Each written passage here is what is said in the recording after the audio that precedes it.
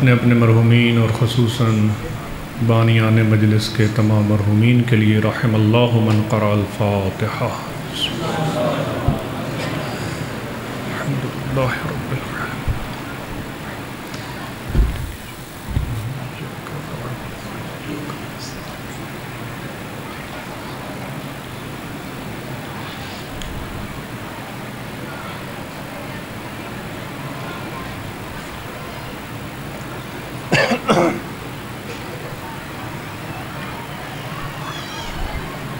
إنك مجيب الدعوات إنك على كل شيء قدير اللهم صل على محمد وآل محمد۔ دعائے سلامتی امام زمان علیہ السلام۔ بسم اللہ الرحمن الرحیم۔ اللہم کل ولیک الحجۃ بن الحسن صلواتک علیہ وعلی آبائہ فی هذه الساعة وفی کل ساعة ولیا وحافظا وقائدا وناصرا ودلیلا وعینا حتی تسکنہ ارضک طوعا وتمتعہ فیہا طویلا برحمتک یا ارحم الراحمین۔ اللہم ارزقنا حج بیتک الحرام فی عامی ھذا وفی کل عام۔ اللہم ارزقنا زیارت قبر الحسین علیہ السلام وجمیع قبور الائمہ علیہم السلام فی عامی ھذا وفی کل عام۔ اللہم ارزقنا محبت الحسین علیہ السلام۔ اللہم ارزقنا زیارت الحسین علیہ السلام۔ اللہم ارزقنا شفاعت الحسین علیہ السلام بفضلک ورحمتک یا ارحم الراحمین۔ اللہم صلی علی محمد و آل محمد۔ مل کے درود بھیجی محمد و آل محمد۔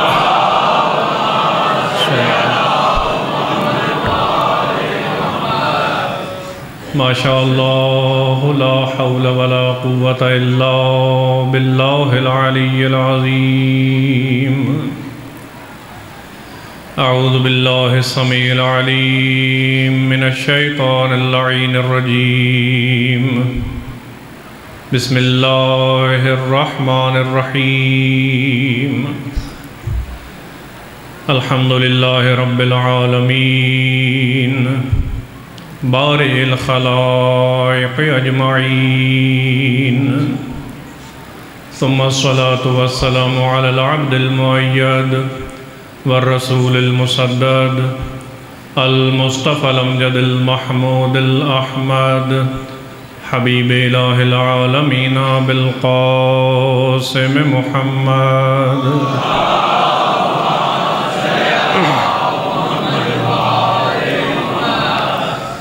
وعلى اہل بیتہ الطیبین الطاہرین المعصومین المظلومین الغر المیامین المنتجبین الذین اذهب اللہ عنہم الرجس وطہرہم تطہیرا۔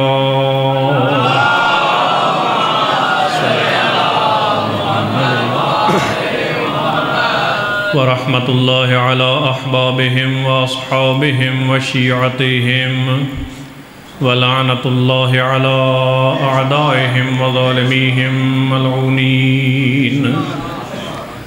اما بعد فقد قال رسول اللہ صلی اللہ علیہ وآلہ وسلم اذا كان يوم القيامة ينادي مناد أين زين العابدين صلوات۔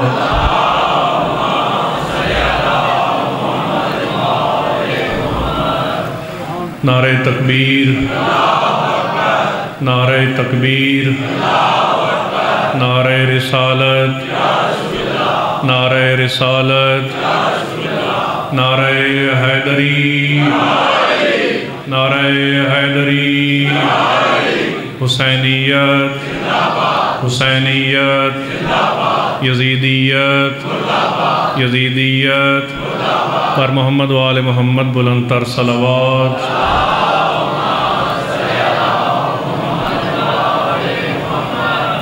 اللہ تعالیٰ سے دعا ہے کہ بحق محمد و آل محمد بانیان کی صفحہ ماتم بچھائی آپ احباب کی تشریف آوری ذاکرین خطبہ کا بیان حقیر کے الفاظ اپنی بارگاہ میں قبول و منظور فرمائے۔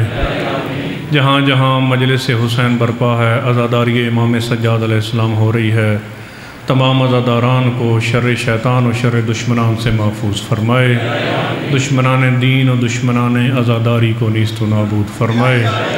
جو مومنین بستر بیماری پر ہیں بے حق کے بیمار کربلا، ان کو شفا کامل و عاجل نصیب فرمائے۔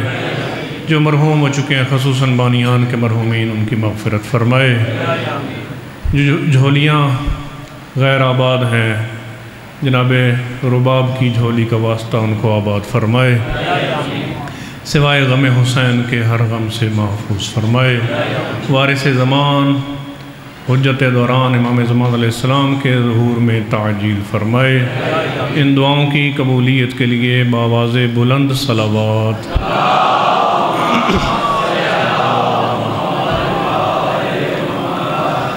لاکھوں شکر ہے اس پروردگار کا کہ جس نے کلمہ لا الہ الا اللہ کے ساتھ محمد و آل محمد کی محبت و ولایت نصیب کی ہے۔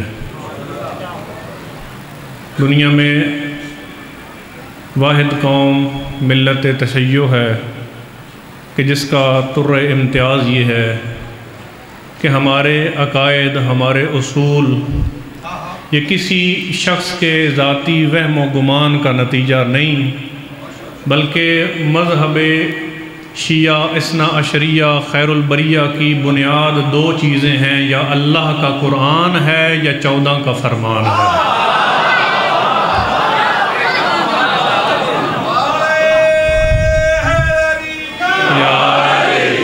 فقط یہ دو چیزیں، کسی چیز کو ہم اپنے عقیدے میں جگہ دینے کے لیے تیار نہیں۔ کوئی لوگ اپنے مرضی سے عقیدے بناتے ہیں، بناتے چلے جائیں، اور ابھی شاہ صاحب نے یہ فرمایا ہمارا وہ عقیدہ ہمارے کلمے کی صورت میں ہمارے سامنے موجود ہے، لا الہ الا اللہ محمد الرسول اللہ علی ولی اللہ وسیع رسول اللہ۔ اور ہمیں کہنے والے کہتے ہیں کہ خلیفتہ بلا فصل نہ کہیں، ہم آج بمانگے دو لیے کہہ رہے ہیں ہمارا کلمہ اس وقت تک مکمل نہیں ہو سکتا جب تک علی کو خلیفتہ بلا فصل نہ مانا جائے۔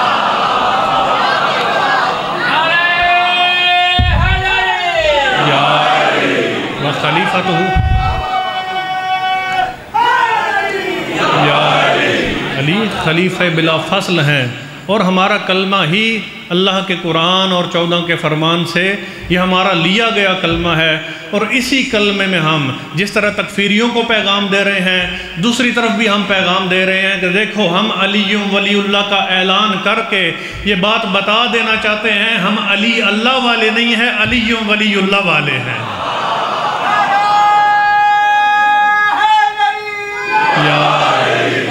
علی کی ولایت ہمارا طر امتیاز ہے۔ علی کی ولایت وہ بہترین اور وہ مساوی اور درمیانہ نقطہ ہے کہ جس نقطے کے متعلق 18 ذی الحج کو جناب رسول خدا نے اعلان فرمایا تھا کہ جو آگے چلے گئے ہیں ان کو واپس بلایا جائے، جو پیچھے رہ گئے ہیں ان کا انتظار کیا جائے۔ غدیر خم علی کی ولایت کا اعلان ہونے والا ہے، اس ولایت کے اعلان کے لیے تمام لوگوں کو اکٹھا کیا جائے۔ اس کا مطلب رسول خدا اپنی سنت سے یہ بتا رہے ہیں علی کی ولایت وہ درمیانہ نقطہ ہے، جو آگے بڑھ گیا وہ بھی گمراہ ہو گیا، جو پیچھے رہ گیا وہ بھی گمراہ ہو گیا۔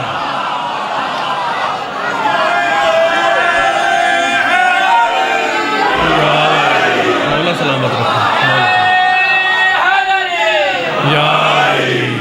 وہ درمیانہ نقطہ ہمارے دین کا علی ابن ابی طالب کی ولایت ہے، اور وہی ولایت کا وہ اعلان تھا کہ جس کے بعد سند تکمیل دین ملی، الیوم اکملت لکم، آج میں نے تمہارے لیے تمہارا دین کامل کر دیا ہے۔ آج علی کی ولایت کے بعد تمہارے دین کو تمہارے لیے مکمل کر دیا۔ بہرحال یہ پیغام ہے، اور یہی پیغام کربلا ہے، یہی پیغام حسینیت ہے، اور یہی پیغام منبر امام سجاد علیہ السلام ہے۔ وہ امام کہ جس نے اپنے بابے کی شہادت کے بعد 35 برس گریہ کرنا یقیناً ہمارے سامنے ہے کہ گریہ فرمایا، لیکن فقط گریہ نہیں فرمایا۔ فقط ایک دو باتیں کروں گا۔ فقط گریہ نہیں فرمایا امام علیہ السلام نے، 3-4 کام ایسے ہیں کہ جو امام نے کیے۔ سب سے پہلا کام اپنے دین کا، اپنے نانے کے دین کا تعارف کروایا. اور تعارف امام اس طرح نہیں کرا سکتے تھے کہ ممبر لگایا جائے اور آپ جیسے مومنین وہاں پر موجود ہوں اور ممبر پر جا کر وہ اپنے نانے کے دین کو بیان کریں. نہیں، بلکہ مشکل کام تھا. یہ آج جو ہم حسینیت زندہ باد اور یزیدیت مرد آباد کا نعرہ لگاتے ہیں، اس کی بنیاد امام سجاد علیہ السلام نے ڈالی ہے. بنیاد امام سجاد علیہ السلام نے ڈالی. اور کیا سمجھتے ہیں کہ یہ نعرہ اس وقت سے ہے؟ اس وقت تو ایسے حالات نہیں تھے. اس وقت تو اس فاسق و فاجر کو خلیفۃ المسلمین کہا جاتا تھا. امام حسین علیہ السلام کے بارے میں یہ کہا جاتا تھا کہ یہ ایک معاذ اللہ باغی گروہ تھا کہ جو خلیفہ کے خلاف خروج کرنے کے نتیجے میں جس کو قتل کر دیا گیا. یہ محنت سجاد ہے کہ چند سال کے عرصے میں یزیدیت کو مرد آباد کر دیا، حسینیت کو زندہ باد کر دیا. سید سجاد کی محنت ہے. سید سجاد نے اپنی دعاؤں کے ذریعے بتایا. میں نے عرض کیا کہ ممبر لگا کر مجلس نہیں پڑھ سکتے، درس نہیں دے سکتے. دعاؤں کے ذریعہ جو دعا اٹھا کر دیکھ لیجئے صحیفہ سجادیہ کی، سب سے پہلے جو دعا ہے ہر جملے کے بعد آل محمد پر درود بھیج کر امام سجاد اس وقت کے یزیدیوں کو بھی بتا رہے ہیں اور قیامت تک آنے والی یزیدیوں کو بتا رہے ہیں. کراچی امام بارگاہ پر پتھراؤ کرنے والے یزیدیوں کو بتا رہے ہیں کہ وہ اور ہیں جو لعنت کے مستحق ہیں. آل محمد وہ ہستیاں ہیں جن پر سجاد ہر جملے کے بعد درود بھیج رہا ہے.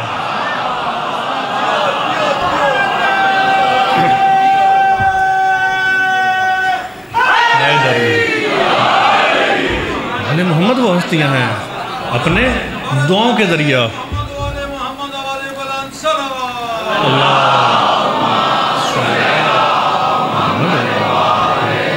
پہلا کام دعاؤں کے ذریعہ امام علیہ السلام نے اللہ کی عظمت لوگوں کو بتائی. اہل سنت عالم دین یہ کہنے پر مجبور ہوئے کہ اگر سید سجاد کی صحیفہ سجادیہ میں دعائیں موجود نہ ہوتیں، لوگوں کو معلوم ہی نہ ہوتا کہ اپنے رب سے مانگنا کس طریقے سے ہے، مانگنا کس طرح ہے. سید سجاد نے مانگنے کا، اپنے رب سے تعلق کس طرح رکھنا ہے، تعلق رکھنے کا طریقہ بتایا ہے کائنات کو. اور دوسرا کام امام سجاد نے جو کیا، وہ امام علیہ السلام نے، وہ دو القاب ہیں امام علیہ السلام کے، ایک سجاد، اور جتنے بھی القاب ہیں میری ناقص عقل کے مطابق سب سے عظیم لقب امام کا زین العابدین ہے. سجاد، ساجد کہتے ہیں سجدہ کرنے والا. سجاد بہت زیادہ سجدہ کرنے والا. ہم تمام غلامان سجاد ہیں. اگر سجاد نہیں بن سکتے ساجد تو بن سکتے ہیں. سجاد بہت زیادہ سجدہ کرنے والا. ہم کسی کی دل آزاری کے لیے مجالس نہیں کرتے. آج سوشل میڈیا کا دور ہے، مجلسیں لائیو جا رہی ہیں، اور ہم یہ بات بتانا چاہتے ہیں کہ ہم کسی کے خلاف نہیں ہیں، تمام کے تمام مقدسات کا ہم احترام کرتے ہیں. لیکن آئیڈیل ہمارے لیے محمد و آل محمد کی ذات ہے. احترام ہم سب کے مقدسات کا کرتے ہیں. کسی کی توہین کرنے کے لیے، کسی کی دل آزاری کرنے کے لیے ہم تیار نہیں ہیں. لیکن اس کے باوجود اپنا عقیدہ اور تاریخی حقائق بتانا ہمارا حق بنتا ہے. اور ان عقائد میں سے ایک عقیدہ یہ ہے کہ ہم اہل بیت کے ماننے والے یہ عقیدہ رکھتے ہیں کہ اہل بیت علیہ السلام وہ ہستیاں ہیں کہ جو سوائے رسول خدا کے تمام انبیاء سے افضلیت کا مقام رکھتی ہے.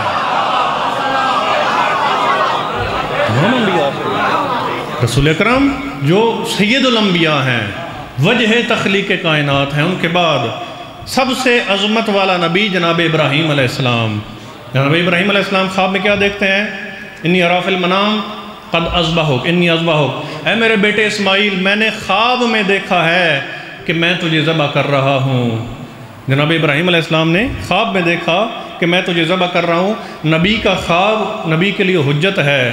میں کہتا رہتا ہوں کہ اگر نبی نے خواب دیکھا، بیٹے کے گلے پہ چھری چلائی، دمبا آ گیا، اگر کوئی کہتا ہے کہ میں بھی نبی جیسا ہوں، اگر خواب میں اس طرح دیکھے، دمبا نہیں آئے گا بلکہ پولیس آئے گی اس کو پکڑنے کے لیے. تو اگر تو خواب میں بھی ابراہیم جیسا نہیں ہو سکتا تو حقیقت میں فخر ابراہیم جیسا کیسے ہو سکتا ہے؟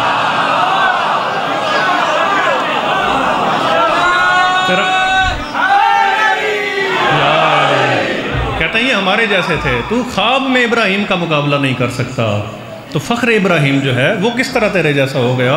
کہا کہ میں تجھے ذبح کر رہا ہوں. فرمایا، عرض کی بابا افعل ما تؤمر قد ستجدنی انشاءاللہ من الصابرین، اے میرے بابا جو آپ کو حکم ہوا ہے، یہ نہیں فرمایا کہ جو آپ نے خواب میں دیکھا ہے، بیٹے نے بھی کہا، ابراہیم کا بیٹا تھا، کوئی عام بیٹا نہیں تھا، بیٹے نے کہا کہ آپ مجھے صبر کرنے والوں میں سے پائیں گے، جو حکم دیا گیا ہے آپ کو وہ کر گزریے۔ تو ہمارا اس بارے میں عقیدہ ہم اس بات کی دلیل بھی رکھتے ہیں کہ تمام انبیاء سے افضل ہیں سوائے رسول خدا کے۔ کسی نے جب پوچھا کہ آپ کو سجاد کیوں کہا جاتا ہے، فرمایا ابراہیم اور اسماعیل کی عظمت یہ ہے کہ اگر ان کے اوپر کوئی نعمت آتی ہے اللہ کا شکر ادا کرتے ہیں، اگر کوئی مصیبت نازل ہوتی ہے صبر کرتے ہوئے نظر آتے ہیں۔ سید سجاد کی عظمت یہ ہے اگر کوئی نعمت آتی ہے سجدہ شکر ادا کرتے ہیں، اگر کوئی مصیبت نازل ہوتی ہے تب بھی سجدہ شکر کرتے ہوئے نظر آتے ہیں۔ یا سجاد، یا زین العابدین، سید الساجدین، جو سجدہ کرنے والوں کا سردار ہے۔ عابدین یعنی عبادت گزار، عابدین جمع کا صیغہ ہے، اور اگر اس پہ الف لام داخل ہو جائے العابدین تو اس کا مطلب بہت سارے عبادت گزار نہیں ہے بلکہ تمام عبادت گزار۔ جناب آدم سے لے کر قیامت تک جتنے عبادت گزار آنے والے ہیں ان کی زینت کا نام علی ابن الحسین زین العابدین ہے۔ ان کی زینت کا نام، ان کے لیے باعث زینت ہیں امام زین العابدین۔ حج کیے ہیں 25 حج امام علیہ السلام نے، اور حج کرنے کا مقصد یقیناً اللہ کے گھر کی زیارت، امر خداوندی کو بجا لانا، اور دوسرا اپنے ماننے والوں کے ساتھ تعلق کو برقرار رکھنا۔ فقط ایک کمرے میں نہیں بیٹھے، گوشہ نشینی ہوئے، حج پر تشریف لے جاتے ہیں ہر سال اپنے ماننے والوں، اور اس وقت کے لوگوں کے لیے ائمہ نے یہ روٹین بنا دی تھی۔ ایک مقولہ مشہور ہو گیا تھا ماننے والوں کے درمیان، تمام الحج لقاء الامام، حج مکمل ہی اس وقت ہوتا ہے جب امام سے ملاقات ہو جائے۔ جب تک ملاقات نہیں کرتے تھے ان کو سکون نہیں آتا تھا، امام سے ملاقات کرتے تھے آ کر۔ ولید ابن عبد الملک اس وقت کا خلیفہ، ظالم خلیفہ، آدھی دنیا کا بادشاہ، حج کرنے کے لیے آتا ہے، لاؤ لشکر ساتھ ہے، توجہ چاہوں گا، تھک تو نہیں گئے؟ آدھی دنیا کا بادشاہ حج کرنے کے لیے آتا ہے، کثیر تعداد کی وجہ سے حجر اسود کا بوسہ لینا چاہتا ہے لیکن بوسہ نہیں لے سکتا، لوگوں کا رش زیادہ ہے، اگرچہ پروٹوکول ساتھ ہے، فوج ساتھ ہے، لشکر ساتھ ہے، لیکن وہ بوسہ نہیں دے سکا۔ اس کے درباریوں نے مشورہ دیا کہ بادشاہ سلامت تھوڑا ٹیلے، کیونکہ مکہ کی زمین ٹیلوں والی زمین ہے، کسی ٹیلے پر جا کر کرسی لگا کر بیٹھیے، ہم آپ کے ساتھ چلتے ہیں، جب بھیڑ کم ہوگی ہم آ کر حجر اسود کا بوسہ دیں گے۔ یہ وہاں پر لے گیا، وہاں پر اس کو لے جایا گیا، اور وہاں پر جب جا کر بیٹھا اپنی آنکھوں سے دیکھ رہا ہے ایک نورانی نوجوان ہے کہ جو حجر اسود کی طرف چلا آ رہا ہے، گویا محسوس ایسے ہو رہا ہے کہ جوان حجر اسود کی طرف نہیں، حجر اسود جوان کی طرف چلا جا رہا ہے۔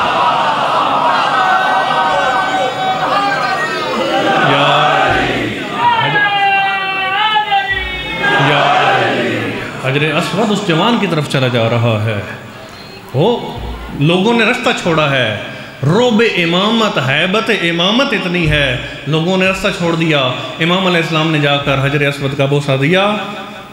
اب تحقیر کرنے کے لیے بادشاہوں کا یا دوسرے لوگوں کا یہ طریقہ رہا ہے کہ جاننے والوں کو، جن کو جانتے بھی ہوں، کہتے ہیں من ھذا، یہ کون ہے، میں اس کو نہیں جانتا، جانتا ہے لیکن تجاہل عارفانہ کر رہا ہے کہ میں اس کو نہیں جانتا۔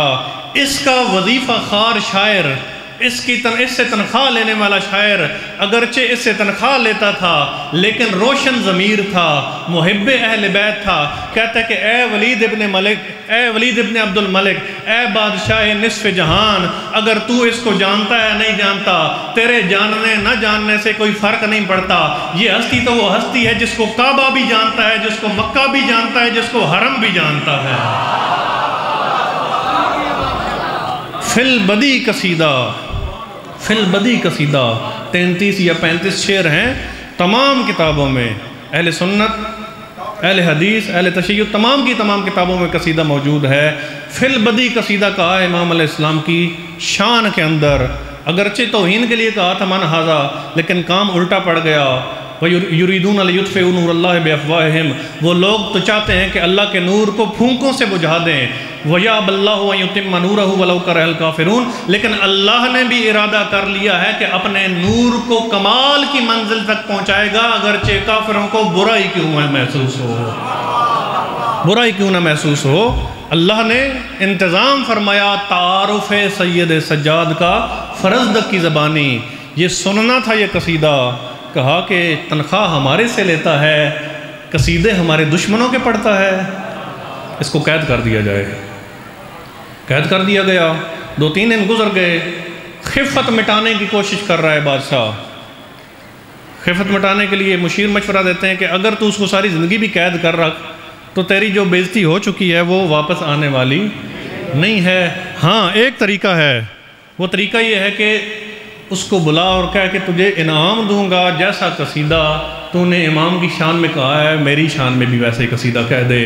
فرزدق کو بلایا جاتا ہے، فرزدق آتا ہے، کہتا ہے کہ تو ہاں تیری خطا معاف ہو سکتی ہے، لیکن جیسا قصیدہ سجاد کی شان میں تو نے کہا ایسا قصیدہ میری شان میں کہہ۔ فرزدق کہتا ہے کہ ہاں میں تیری شان میں وہ قصیدہ کہوں گا، لیکن میری بھی ایک شرط ہے۔ کہتا ہے تیری جو شرط ہے مجھے منظور ہے، جتنے دینار چاہیے، جہاں کی جاگیر چاہیے مجھے منظور ہے، تیری جو شرط ہے منظور ہے، تو قصیدہ لکھ۔ کہتا ہے کہ نہیں پہلے میری شرط سن لے۔ کہتا ہے تیرے سننے کی ضرورت نہیں، مجھے معلوم ہے کہ تو درہم و دینار مانگے گا، جو شرط ہے تو تیری وہ شرط منظور ہے، بس تو قصیدہ لکھ۔ کہتا ہے کہ نہیں پہلے شرط سننی پڑے گی۔ کہتا ہے بتا تیری کیا شرط ہے۔ کہتا ہے تیری شان میں بھی سید سجاد جیسا قصیدہ لکھتا ہوں، لیکن شرط یہ ہے آتے امن و ابن مثلا، سید سجاد کی ماں جیسی ماں لے کر آ، سید سجاد کے بابے جیسا بابا لے کر آ۔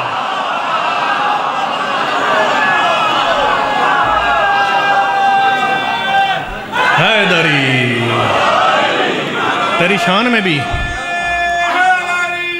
یا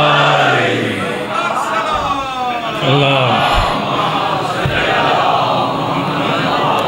تیری شان میں بھی ایسا قصیدہ کہوں گا، کہیں دکھا تو صحیح ایسے جن کی شان یہ ہو جوانان جنت کے سردار، جن کی شان یہ ہو کہ سوارے پشت رسول۔ کہتے ہیں کہ حسین کی سواری کو دیکھنے سے نکاح ٹوٹ جاتا ہے، تو حسین کی سواری تو رسول خدا بھی ہیں۔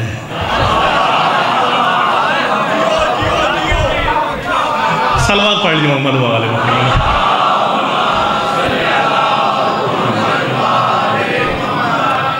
اور چوتھا کام امام علیہ السلام نے جو کیا، وقت کے دامن میں گنجائش نہیں، چوتھا کام جو کیا ہے وہ گریہ کیا ہے۔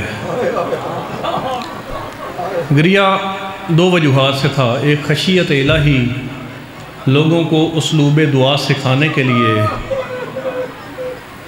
اور دوسرا گریہ امام علیہ السلام کا وہ گریہ ایسا نہیں تھا کہ مجلس ہوئی، ذاکر نے مولوی صاحب نے امامہ اتارا اور آنسو آگے، نہیں، سید سجاد کو رونے کے لیے مجلس کی ضرورت نہیں ہے۔ اجرکم اللہ، اجرکم اللہ۔ سید سجاد اگر ٹھنڈے پانی پر نظر پڑتی ہے، دسترخوان لگایا جاتا ہے سید سجاد کے لیے، اتنا روتے ہیں کہ کھانا آنسوں سے تر ہو جایا کرتا ہے۔ بازار میں تشریف لے جا رہے ہیں، ایک قصاب ہے کہ جو جانور کو ذبح کرنے کا ارادہ رکھتا ہے۔ قصاب جانور چھپا لیا کرتے تھے، سید سجاد کو جب دیکھتے تھے لوگ کہتے ہیں کہ سید سجاد آ رہے ہیں، اپنے اس جانور کو چھپا لے۔ جب اس کی دکان کے آگے سے گزرتے ہیں کہتے ہیں بندے خدا میں جانتا ہوں تو جانور کو ذبح کرنے کا ارادہ رکھتا تھا، لیکن میرے احترام میں تو نے ذبح نہیں کیا، کیا تو شرائط ذبح جانتا ہے؟ کہتا ہے مولا ہاں میں شرائط ذبح جانتا ہوں، میں آپ کے نانا کا امتی ہوں، بتا پہلی شرط کیا ہے؟ عرض کرتا ہے مولا پہلی شرط یہ ہے ذبح کی، جب جانور کو ذبح کرو پیاسا ذبح نہ کرو، اسے پہلے پانی اس کو پانی پلاؤ۔ یہ سننا ہوتا تھا سید سجاد کا رخ ہو جایا کرتا تھا کربلا کی جانب اور کہا کرتے تھے اے میرے مظلوم بابا آپ کے نانا کے امتی تو جانوروں کو پیاسا ذبح نہیں کرتے، اللہ جانے وہ کیسے مسلمان تھے، 2 دریاؤں کو کنارے 3 دن کا پیاسا ذبح کیا، بتا دوسری شرط کیا ہے؟ عرض کرتا ہے مولا دوسری شرط یہ ہے جب کسی جانور کو ذبح کرو اس کی جنس کا دوسرا جانور دیکھ نہ رہا ہو۔ یہ سنا کرتے تھے، رخ ہو جایا کرتا تھا کربلا کی جانب اور فرمایا کرتے تھے اے مظلوم بابا جب تیرے گلے پر وہ شمر ملعون کا کند خنجر چل رہا تھا، علی و بطول کی بیٹیاں 70 قدم پر کھڑے ہو کر یہ کہہ رہی تھی اما فیکم مسلم، اے فوج اشقیا تم میں کوئی مسلمان نہیں، اگر ذبح کرنا چاہتے ہو ایک گھونٹ پانی پلا دو۔ جب منہال نے پوچھا مولا شہادت تو آپ کا ورثہ ہے، اتنا گریا اتنا خون بہانا، فرمایا کرتے تھے اے منہال تو نے انصاف نہیں کیا، شہادت تو ہمارا ورثہ ہے، حمزہ ہمارے شہید، جعفر طیار ہمارے شہید، حیدر کرار ہمارے شہید، لیکن اے منہال تو نے انصاف نہیں کیا، شہادت تو ہمارا ورثہ ہے، لیکن یہ بتا پھوپھیوں ماؤں بہنوں کے ساتھ جن کے سروں پر چادریں موجود نہ ہو، کبھی ایک بازار کبھی ایک دربار، الا لعنت اللہ